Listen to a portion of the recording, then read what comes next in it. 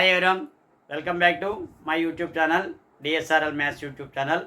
మనం 10వ తరగతి పబ్లిక్ పరీక్షలకు సంబంధించి ఆంధ్రప్రదేశ్లో ఏపీఎస్సీఆర్టీ వాళ్ళు రిలీజ్ చేసినటువంటి మోడల్ పేపర్స్లో 4 మార్కుల లెక్కలు 8 మార్కుల లెక్కలు మనం రోజుకో 2 లెక్కలు చొప్పున మనం నేర్చుకోవడం జరుగుతుంది.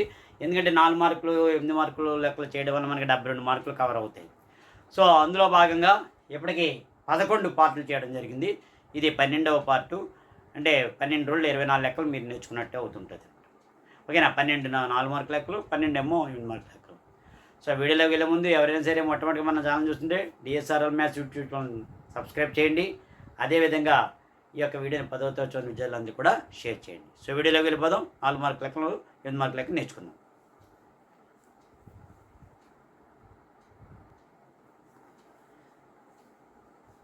ఇందులో 4 మార్కుల లెక్క సంబంధించి the product of 2 consecutive positive integers 306 find the integers అడిగాడు. కాన్సిక్యూటివ్ అన్నప్పుడు ఇప్పుడు 13, 14, 15, 16, 18, 19, 20, 21 అలాగా పక్క పక్కన ఉండేటువంటి నెంబర్లు 2 వరుస నెంబర్లని మనకి ప్రొడక్ట్ చేస్తే 306 వస్తుంది. వాటి యొక్క నెంబర్లు ఏంటని అడుగుతున్నాడు. మనం ఏమనుకోవాలంటే ఇక్కడ let the 2 consecutive positive integers are x ఒకటి x+1 అనుకుందాం. x+1. ఇక్కడ వాడు ఏమన్నాడు? ప్రొడక్ట్ అన్నాడు. ప్రొడక్ట్ అంటే ఏంటి? 2 మల్టిప్లై చేయండి. x+1 = 306 ఇచ్చాడు వాడు. ప్రొడక్ట్ = 306 అని. సో బ్రాకెట్ ఓపెన్ చేయండి. x × x x², x × 1 1x. ఈ 306ని ఇటువైపు తీసుకురండి. ఇప్పుడు 306 ఇటువైపు తీసుకొస్తే ఎంత అవుతుంది? x² + 1x - 306. దీన్ని మనం ఫ్యాక్టరైజేషన్ చేయాలి. సో 306 ప్రోడక్ట్ రావాలి. ఇప్పుడు మనకి ఇక్కడ మైనస్ చేస్తే 1 రావాలి. అంటే స్ప్లిట్టింగ్ ద మిడిల్ టర్మ్. దీన్ని మనం ఎలా రాయొచ్చు? 153 × 2. మళ్ళా 3 టేబుల్ తీసుకున్నాం అనుకోండి. 351 × 3 × 2 అంటే 51 × 6. 17 × 3 రాయచ్చు. 51 × 6 ఎలా చేస్తుందని చూడండి స్ప్లిట్టింగ్. 17 × 3 6 18. చూడండి ఈ రెండు 306 153 × 2 చూసానా? 51 × 6. నెక్స్ట్ 51 అంటే 17 × 3 × 6 3 6 18 17. సో ఈ రెండింటిని కూడా మల్టిప్లై చేస్తే 306 వస్తుంది. మైనస్ చేస్తే 1 వస్తుంది. 18లో 17 తీస్తే మనం ఇప్పుడు ఇక్కడ +1 ఉంది కాబట్టి +18 ఒకటి -17 ఒకటి తీసుకోవచ్చు. ఓకే. సో ఇక్కడ x² + 18x - 17x - 306 = 0. ఈ రెండో గ్రూపు తీసుకోండి. x కామన్ తీయండి. x + 18 -17 కామన్ తీయండి. x + 18 = 0. అంటే ఇక్కడ x - 17 ఒకటి, మరొకటి x + 18 ఒకటి. సో ఇక్కడ x - 17 = 0 అండ్ ఇంకోటి ఏంటిది? x + 18 = 0. ఇక్కడ x వాల్యూ ఎంత? 17. ఇక్కడ x వాల్యూ ఎంత? -18. చాలామంది 17 -18 రాసేస్తారు ఆన్సర్. అది కాదు. ఎందుకంటే ఇక్కడ పాజిటివ్ ఇంటిజర్స్ అడిగాడు. సో మనకి ఇక్కడ నెగిటివ్ వచ్చింది కాబట్టి ఇది వదిలేయండి. ఇది ఒకటి తీసుకోండి. x వాల్యూ ఎంత? 17. తీసుకున్న తర్వాత నెక్స్ట్ ఏంటి? నెక్స్ట్ టర్ము x + 1 అంటే 17 + 1. ఇది చాలామంది రాయరు. ఓన్లీ 17 18 వచ్చేసింది కదా ఆన్సర్ రాసి వదిలేస్తారు. 17 ఒకటి -18 -18 రాదు. ఎందుకంటే నెగిటివ్ కాదు, పాజిటివ్ అన్నాడు కాబట్టి. సో 17 నెక్స్ట్ టర్మ్ ఏంటి? x ఒకటి x + 1 ఒకటి అంటే 17 అండ్ 18 టర్మ్స్ అవుతాయి. ఓకేనా? 2 యాడ్ చేయండి. మనకి ప్రొడక్ట్ చేయండి. 2 306 వస్తాయి. అండ్ 17 18 కంటిన్యూస్ నెంబర్స్ ఉన్నాయి కాన్సిక్యూటివ్. ఓకే. నెక్స్ట్ 8 మార్క్స్ ఏముందో చూద్దాం.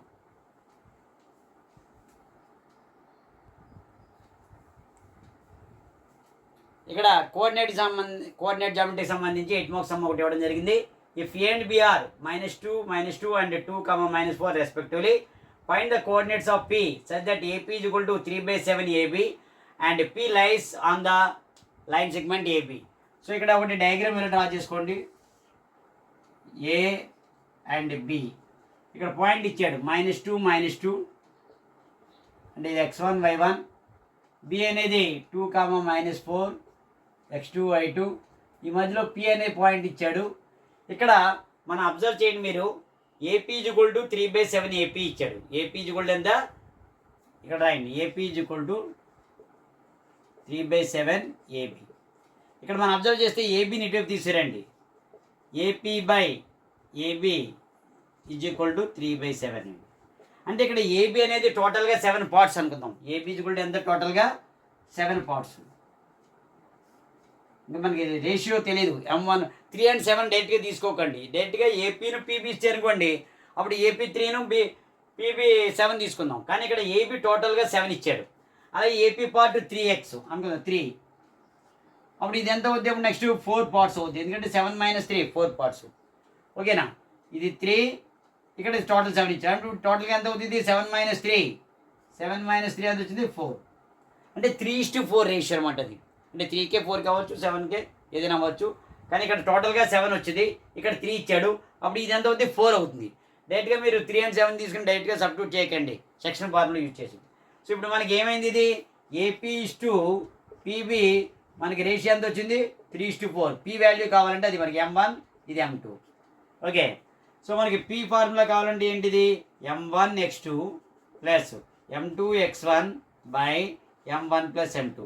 సో ఇది వెరీ వెరీ ఇంపార్టెంట్. 3:7 తీసుకుని చాలామంది చేసేస్తారు, సమ్ రాంగ్ అవుతుంది. కానీ రేషియో ఎలా తీసుకోవాలి? 3 and 4. ఎందుకంటే ఇది M1 అనేది 3:1 అవుతుంది, M2 అనేది 4 అవుతుంది రేషియో. అలాగే M1/2 plus M2/1 by M1 plus M2. మన ఆ రేషియో అనేది ఫైండ్ అవుట్ చేయడం రావాలి. అదే ట్రేషన్ అనేది 1:2 2:1 తీసుకుంటాం. కానీ ఇక్కడ రేషియో ఇచ్చారు, కానీ ఏపీలో 3/7 ఏపీ ఇచ్చారు కాబట్టి చూసుకోవాలి. అదే 4 ఈక్వల్ పార్ట్స్ వచ్చినప్పుడు 1:1:1 తీసుకోవాలి. సో ఇక్కడ మనకి వాల్యూ సబ్స్టిట్యూట్ చేయండి. M1 ఎంత? 3. x2 ఎంత? x2 అనేది ఇక్కడ రాసుకున్నాం మనం 2. M2 4.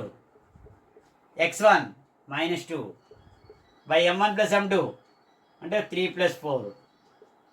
M1 ఎంత ఇక్కడ? 3.